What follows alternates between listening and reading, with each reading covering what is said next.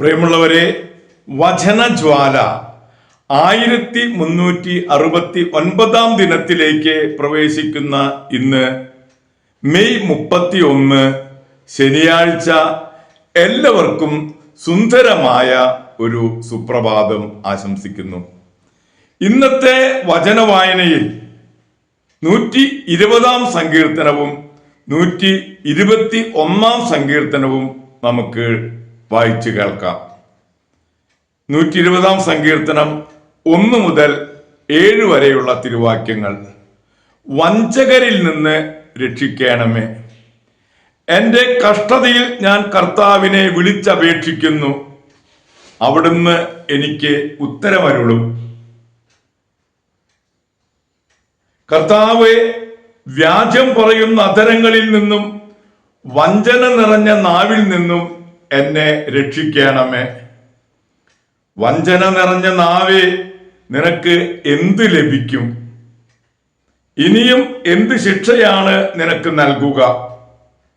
ധീരയോദ്ധാവിന്റെ മൂർച്ചയുള്ള അസ്ത്രവും ചുട്ടുപഴുത്ത കനലും തന്നെ. മേശക്കിൽ വസിക്കുന്നത് കൊണ്ടും കേദാർ കൂടാരങ്ങളിൽ പാർക്കുന്നത് കൊണ്ടും എനിക്ക് ദുരിതം. സമാധാന ദ്വേഷികളോടുകൂടെയുള്ള വാസം എനിക്ക് മടുത്തു. ഞാൻ സമാധാനത്തിന് വേണ്ടി വാദിക്കുന്നു, എന്നാൽ അവർ യുദ്ധത്തിനൊരുങ്ങുന്നു. നമ്മൾ 121 സങ്കീർത്തനം നാം വായിക്കാൻ പോവുകയാണ്. 121 1 മുതൽ 8 വരെയുള്ള തിരുവാക്യങ്ങൾ ആണ് നാം ശ്രവിക്കുക. കർത്താവ് എൻ്റെ കാവൽക്കാരൻ. പർവ്വതങ്ങളിലേക്ക് ഞാൻ കണ്ണുകൾ ഉയർത്തുന്നു. എനിക്ക് സഹായം എവിടെ നിന്ന് വരും? എനിക്ക് സഹായം കർത്താവിൽ നിന്ന് വരുന്നു. ആകാശവും ഭൂമിയും സൃഷ്ടിച്ച കർത്താവിൽ നിന്ന്. നിന്റെ കാൽ വഴുതാൻ അവിടുന്ന് സമ്മതിക്കുകയില്ല. നിന്നെ കാക്കുന്നവൻ ഉറക്കം തൂങ്ങുകയില്ല. ഇസ്രായേലിന്റെ പരിപാലകൻ മയങ്ങുകയില്ല, ഉറങ്ങുകയില്ല. കർത്താവാണ് നിന്റെ കാവൽക്കാരൻ. നിനക്ക് തണലേകാൻ അവിടുന്ന് നിന്റെ വലതുഭാഗത്തുണ്ട്. പകൽ സൂര്യനോ രാത്രി ചന്ദ്രനോ നിന്നെ ഉപദ്രവിക്കുകയില്ല. സകല തിന്മകളിൽ നിന്ന് കർത്താവ് നിന്നെ കാത്തുകൊള്ളും. അവിടുന്ന് നിന്റെ ജീവൻ സംരക്ഷിക്കും. കർത്താവ് നിന്റെ വ്യാപാരങ്ങളെ ഇന്നും എന്നേക്കും കാത്തുകൊള്ളും. ദൈവത്തിന്റെ തിരുവചനമാണ് നാം ശ്രവിച്ചത്.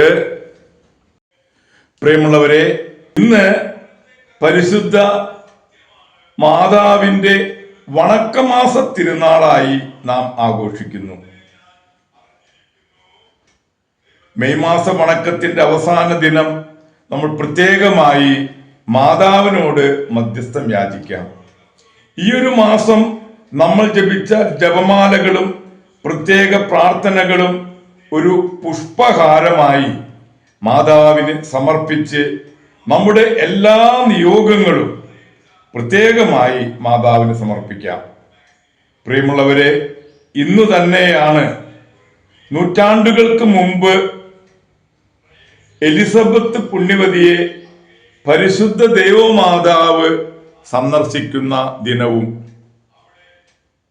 തൻ്റെ ഇളയമ്മയായ എലിസബത്ത് വാർദ്ധക്യത്തിൽ സ്നാപക യോഹന്നാനെ ഗർഭം ധരിച്ചിരിക്കുന്നു എന്ന വാർത്ത കേട്ടപ്പോൾ തനിക്ക് ലഭിച്ച അത്യുന്നത സ്ഥാനം വിസ്മരിച്ച് എലിസബത്തിനെ ശുശ്രൂഷിക്കുവാൻ 110 കിലോമീറ്റർ തിടുക്കത്തിൽ യാത്ര ചെയ്ത്, മലമ്പ്രദേശങ്ങളിലൂടെ യാത്ര ചെയ്ത് എലിസബത്തിനെ സന്ദർശിക്കുന്നു. ആ സന്ദർശിച്ച മാത്രയിൽ ഗർഭസ്ഥ ശിശു സന്തോഷത്താൽ തുള്ളിച്ചാടുകയും അവൾ പരിശുദ്ധാത്മാവിൽ നിറയുകയും ചെയ്തു. മാതാവിനെ വിളിച്ച് നമുക്കും പ്രത്യേകം മാധ്യസ്ഥം യാചിക്കാം. പ്രിയമുള്ളവരെ, ഇന്ന് നമ്മുടെ അമ്മയായ പരിശുദ്ധ മറിയത്തിന്റെ വണക്കമാസ തിരുനാൾ ആഘോഷിക്കുന്ന ഈ സുദിനത്തിൽ നമുക്ക് നമ്മുടെ അമ്മയായ മറിയത്തോട് പ്രത്യേകം മാധ്യസ്ഥം യാചിക്കാം. പ്രിയമുള്ളവരെ, നമ്മുടെ അമ്മ നമ്മുടെ നീല അങ്കി കൊണ്ട് നമ്മെ ഓരോരുത്തരെയും പൊതിഞ്ഞ് സംരക്ഷിക്കണമെന്ന് നമുക്ക് പ്രത്യേകം മാധ്യസ്ഥം യാചിക്കാം. ഇന്നത്തെ ഈ ദിവസം ഏറ്റവും ഭാസുരമാകട്ടെ.